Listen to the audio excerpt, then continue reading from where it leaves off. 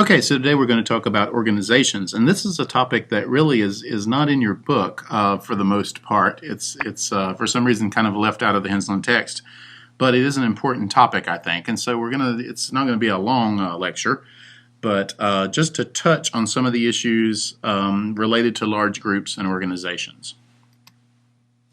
So with large group dynamics, what we're really talking about here, and I don't have, when you're watching this online, you're not going to see a lot of these animations, but hopefully you can get the gist of what I'm saying here. Group size really matters.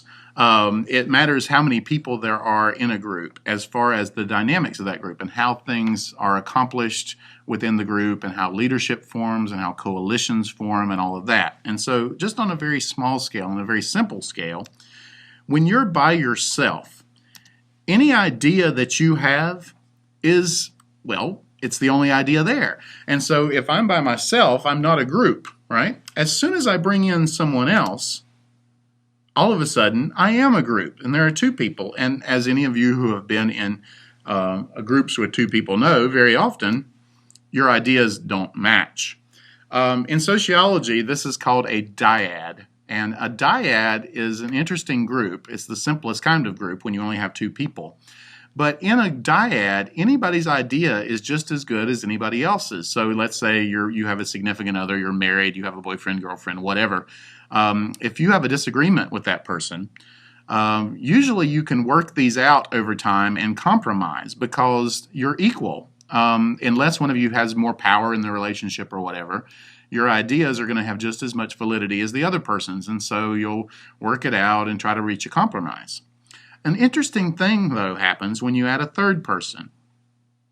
Oh, sorry, had to show the equality there. But when you add a third person, that equality suddenly is not equal anymore because that third person tips the scales, particularly if their ideas happen to agree with one of the other two people in the group. And so that idea, the one that is agreed upon by two people, as soon as it is agreed on by more people in the group, in this case there's only three, but you can still form what's called a coalition in a group of three, and you can have two people gang up on the third one. And if those two people agree on something, then all of a sudden it's not equal anymore. The balance of power will shift, and in a triad, which is what we call a group like this that has three people, coalitions can be formed based around the fact that two people agree against the third person. That's an important thing that happens in groups because what tends to happen as groups get larger is more and more of these coalitions form. If you've ever been to a party with a lot of people, you'll notice if there's 50 people at a party, you don't all stand around in a group of 50 talking to each other. You actually form these smaller groups, and then these smaller groups will talk to each other. And sociologists study this sort of thing and exactly the dynamics and how things change as groups grow. And as groups grow, they not only form coalitions against each other, but they also become more complex as they grow larger. And so the role of leaders and of group rules and all of that sort of thing becomes much more important by the time you reach, say, the size of a sports team, 40 people or whatever, all trying to accomplish something. You need leaders, you need rules, etc. And this really starts with this dyad and triad coalition forming that happens. Sorry, I had to make that person smaller there. And their idea smaller too, before we move on to the next topic. Okay, the next topic, and the only other thing we're going to really talk about having to do with large groups and organizations, because it's a particular kind of large organization called a bureaucracy. We need these in large society, very much as we need generalized others. If you remember talking about significant generalized others and how if we were all significant others to each other, nothing would ever get done in society. We need generalized others in order to kind of make things work. We also need bureaucracies. We need these large organizations that are there to make sure that everyone is treated fairly and to accomplish a particular purpose. I put up a picture here of the DMV because that's a bureaucracy, a branch of the government that everyone is familiar with. If you think about what the purpose and the charge of the DMV is, there's 300 million Americans. A lot of them have cars. We have all of these cars on the road. The DMV is the organization that is responsible for making sure that the cars that are on the roads are safe, that the people who drive them know what they're doing, And the purpose of this, obviously, is to keep everyone in society safe on the roads. It's a very dangerous place to be. And so the DMV makes sure that the cars that are on the roads are safe, that the roads themselves are safe by, charging taxes for your vehicle registration so that that money can be spent on roads or whatever. And so we need a large organization like that, because otherwise, with 300 million people, how could you accomplish this without an organization that has leaders and rules and is very complex and all that other stuff? So the DMV, or the government in general, is an example of a bureaucracy that we need in this society. They're arranged in a hierarchy. That's another characteristic of bureaucracy. There are people at the top and people at the bottom, and power flows from the top to the bottom. And so there's this system of people that you report to, all the way from, in this example, there's the governor. I think this is from the state of South Dakota's transportation department for some reason, but at the top there you have the government and then the governor, and then underneath that governor you have people who report to that person. And then all the way down to the bottom where you get the lowly underlings who are at the bottom of the hierarchy of authority. And so that's another characteristic of bureaucracy, is it has lots of layers of power. Bosses have bosses, have bosses, have bosses. And so if you're working at McDonald's and you're on the bottom of the totem pole, you know that you report to a shift supervisor or whatever, but then that person reports to the assistant manager, and that person reports to the manager, and then that manager reports to a regional manager, and then that person reports to the national headquarters. And even there at the national headquarters, there's a whole nother bureaucracy in place all the way up to the owner of the company. That's how bureaucracies are arranged. That's a characteristic. To move up or down in a bureaucracy, in other words, if you want to get promoted so that you can be someone else's boss, move up in that hierarchy, that's supposed to happen through merit selection. And merit selection simply means that if you deserve it, you get promoted. It's not based on people you know or bribes or anything like that. It's based on the kind of job you're doing. And so if you do a good job, you're supposed to get promoted. If you're the most qualified for a job, you're supposed to get that job. And that's how bureaucracies should function. And that's one of the hallmarks of a bureaucracy, is merit selection. You also see a large division of labor in bureaucracies. In other words, different people do different things. And so if you have a job in a bureaucracy, for instance, here's a pizza restaurant, the person who is twirling the pizza there, that is his specialty, and he's not a customer service person. I doubt that the person twirling the pizza ever goes out and rings up customers. And probably the guy there putting on the pizza sauce, that's just what he does. And he learns very quickly exactly how much sauce is supposed to go on and how much ingredients go on each type of pizza and all that. And he becomes kind of an expert at it. He doesn't go over there to the far wall and start picking out wines. I'm sure that they have a sommelier or somebody who actually is supposed to be the wine expert who does that. And what this leads to is you're supposed to end up in a bureaucracy with lots of people who are experts at their particular job. That's what we mean by division of labor. The bureaucracy is very complex as a large unit. It has lots of things that have to happen, even in a place like a pizza restaurant. So instead of one person learning every job and not becoming an expert at any of them, we instead hire different people to do different things, and each of them becomes an expert at their own little thing. And that way, it becomes very efficient, and everyone is doing the thing that they're best at in the bureaucracy. A good example of that is at a school, at a college. Your professors, your instructors are experts in their field, but they're not experts in other fields. If you ask an English teacher about math, for instance, they're not going to be able to help you because that's not their field. There's a division of labor in schools, and teachers usually become experts just in their little subject or their little topic, and they're not experts in other people's jobs. So you see this throughout bureaucracies. And then also, lastly, there are objective rules. Objective rules mean that individuals working within a bureaucracy aren't allowed to make exceptions or make decisions on their own. They can always just refer back to a particular rule. So if you're standing in line at a college and you want to register for a particular class, you better make sure you're in the right line, because if you get to the front of that line and you were standing in a line for advisement rather than registration, they're going to say, well, I'm sorry, but we're not allowed to register you. And if you say why, they'll say, well, that wouldn't be fair to all the other people. They've been standing in line for the right thing. You've been in the wrong line. And if you say, I'd like to register for this class, but they say, oh, well, it's already got 30 people in it, we can't go over that. And you say, but it's something I need to graduate or whatever, it's very important that I take this class, They'll always say, no, I'm sorry, we can't do that. The room can't accommodate more than 30 people or whatever. These are objective rules, and the point in objective rules is not allowing people to make exceptions, because then people are going to be treated unfairly. What if you go to one instructor or one person registering you, and they allow you to override and be put into a class with more people than should be in there, but then another student goes to a person who says, no, I won't do that for you. That's not fair. It's not objective. And that's a problem in a bureaucracy, because people become alienated and they feel like they're not being treated fairly. So the reason that we have these objective rules that can't be broken is so that everyone is treated fairly. And in a large organization, that's very important. But obviously, even with all these good things that bureaucracy does, and as much as we need them as a society, there are lots of dysfunctions as well. Dysfunctions is the way that functionalists like to talk about problems.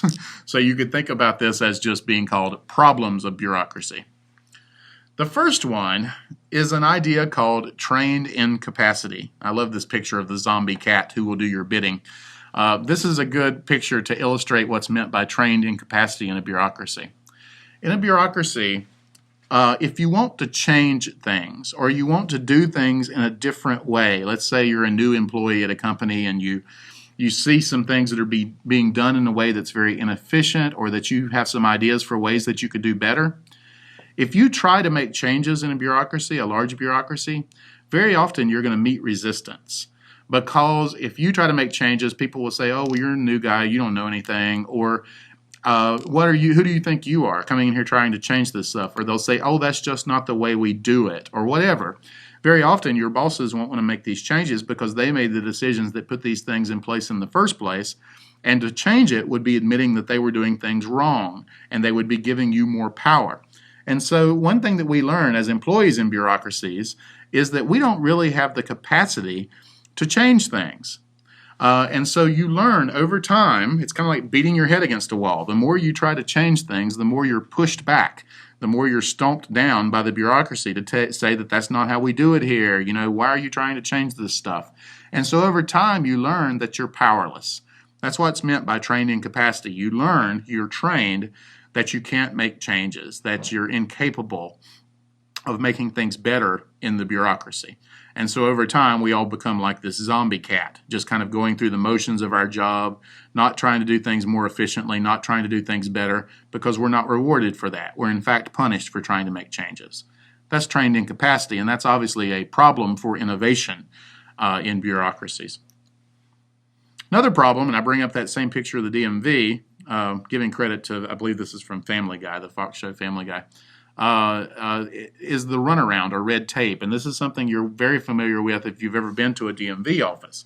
You'll stand in a particular line because you want to get a car tag, but when you get to the front, they'll say, oh, I don't do car tags, I just do titles.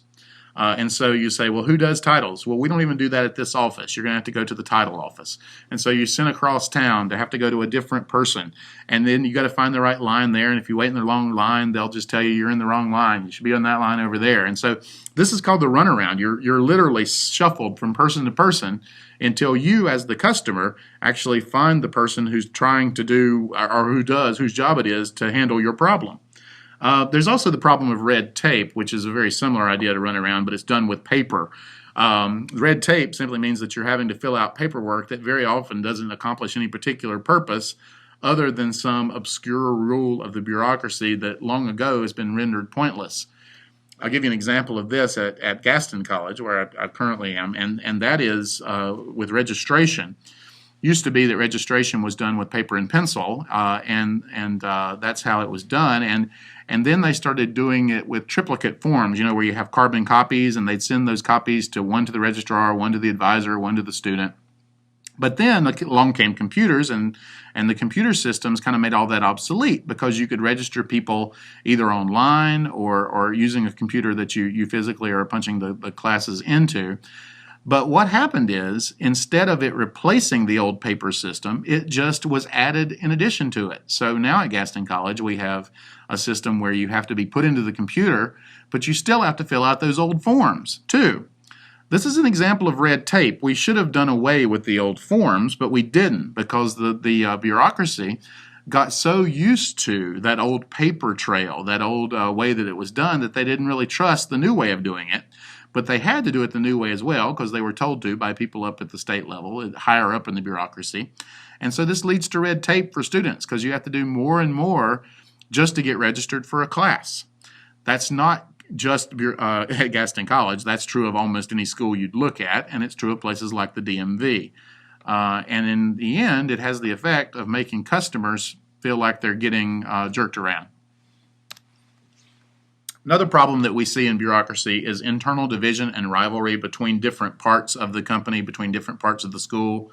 And all bureaucracies, you're going to see this. People, sometimes it's even encouraged, that like accounting will be pitted against marketing or something in a large corporation, and they'll actually try to undermine one another. And the reason for this is very simple. There's limited resources, there's limited money, there's limited power in any large organization, and so it's natural that different groups within that organization are going to compete with each other for the favor of their boss, or for more money, or for more equipment, or whatever it is they're competing for.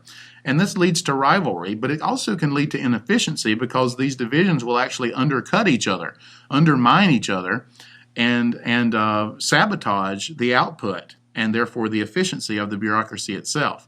We see this in the military, where you get Marines and Navy fighting with each other. We're all on the same side. We're all, in fact, a member of the armed forces. But because there's an internal rivalry between those two branches of the armed service, we sometimes can get them undermining each other and not being as effective because they're trying to make the other one look bad. Another problem is rigidity, and rigidity is just unwillingness to change. I love this picture here. According to company rules, there can be no innovation, fun, creativity, or change. Now run along. That's rigidity in a nutshell. It's the thing that leads to trained incapacity. Bureaucracies are very conservative organizations. They don't like to change. They like to leave things just the way they are. And that, of course, can really stifle innovation and creativity, and it can make it seem like a chore to work within a bureaucracy because they're never willing to try new things. They're never willing to change in any meaningful way with any kind of speed. That's another problem, another dysfunction. There's also the problem of nepotism. I put the Bush family here. I guess I could just as easily have put the Clinton family. But the idea with nepotism is it's not what you know, it's who you know, if you've ever heard that phrase. Nepotism is when people in a bureaucracy are promoted not because of merit, which is how it's supposed to work, but because of who they know, who their family is, or who their friends are. And so in a bureaucracy, very often people will get promoted because they're friends with the boss, or because they're a family member of someone who contributed a large amount of money to the college or whatever. Nepotism is rampant in bureaucracies in the United States and in government, I might add. And it's a bad thing because if you aren't being promoted on merit, something about you personally that makes you capable for the job, but rather because of whose son you are or whose friend you are, that leads to having incompetent people in positions of power. That's what's meant by nepotism. And then finally, the last dysfunction, and the last thing we'll talk about in this lecture, is the idea called the Peter Principle. The Peter Principle is another way that incompetent people get in power. It's named for a guy, his last name was Peter. That's why it's called the Peter Principle. But what it basically says is, in a bureaucracy, people tend to rise to their level of incompetence. I put a picture of Norv Turner here to kind of illustrate that. If you're a football fan, you may know what I'm getting at. Let's say, though, that I'm a teacher at Gaston College, and I'll start usually at the bottom of the bureaucracy. Let's say I just graduated from graduate school, got my master's degree. I want to teach sociology, and I'm going to start at the bottom of the chain. And so after a while, the bottom of the chain as far as faculty would be being a part-time or adjunct faculty member, teaching part-time with no benefits for very little money. But the idea is I would do that for a year or two. And if I do a good job and a full-time position opened up in sociology, then assuming that no one else more qualified than me applies for that job, if I've done a good job as an adjunct, they're going to promote me and give me that job as a full-time faculty member. So that's great. Merit selection at its best. All right. So I do that for a while. Let's say I teach as a full-time faculty member for 2 or 3 years, doing a great job, good student evaluations, all my coworkers and bosses are happy with my job, and a position opens as a department chair. Well, if I've done a good job and there's nobody better than me for the job, more qualified, I'm likely to be promoted into that department chair job. And here again, let's say I do a good job, I can handle the administrative task because I'm mostly just teaching, and I have to do a little scheduling and all that, but it's mostly just still teaching, and that's something I've developed an ability to do over time. And so I do a good job, and I do that for 2 or 3 years, and then let's say a position opens up as an associate dean or someone who is a full-time administrator. And if I've done a good job as a department chair and as a department head, I'm likely to be promoted once again. And so here I find myself an associate dean. The problem now is I'm not teaching anymore. I'm doing administrative tasks. I'm filling out a lot of paperwork. I'm hiring and firing people. I'm coming up with new programs and all that good stuff. And it turns out I'm just not very good at that. I was a really good teacher, and that's why I got promoted, but I'm not a very good manager. I'm not a very good administrator. The thing is, if I don't do a very good job, I'm probably not going to be fired or demoted. That doesn't happen much in a bureaucracy, largely because if I get fired or demoted, it makes my boss look bad. It says, you made a bad decision in promoting this person. So I'm probably going to end up staying right where I am. I'm not going to be promoted if a dean's position opens up and I've done a mediocre job as an associate dean. They're not going to promote me, but they're also not going to fire me or demote me. So I'm likely to stay right where I am, where I'm doing a mediocre job. That's what we mean when we say you rise to your level of incompetence. I kept getting promoted because I did a good job. The only time that I get stuck is when I suddenly hit a place where I'm incompetent, where I'm not doing a good job. And there I stay for 20 years. And of course, the problem with this is, over time, if this always happens with every person in a bureaucracy rises until they hit somewhere where they're finally incompetent, where they can't do the job anymore, and there they stay. And so what do you end up with? A bureaucracy full of incompetent people. Obviously, that's a big problem and has a big problem for efficiency. I put Norv Turner here because he is a coach at the NFL level, and at least initially, he didn't have much success. He was a great high school and college coach. He was a great coordinator as an offensive coordinator, rising star in the NFL. He got promoted to be a head coach, and he's done, well, a mediocre job. Is he going to lose his job? Well, maybe, because of the way the NFL is actually structured. But he's a good example of the Peter Principle. People don't always necessarily do a good job at the next level just because they did a good job at the previous level. Okay, thanks for listening. See you later.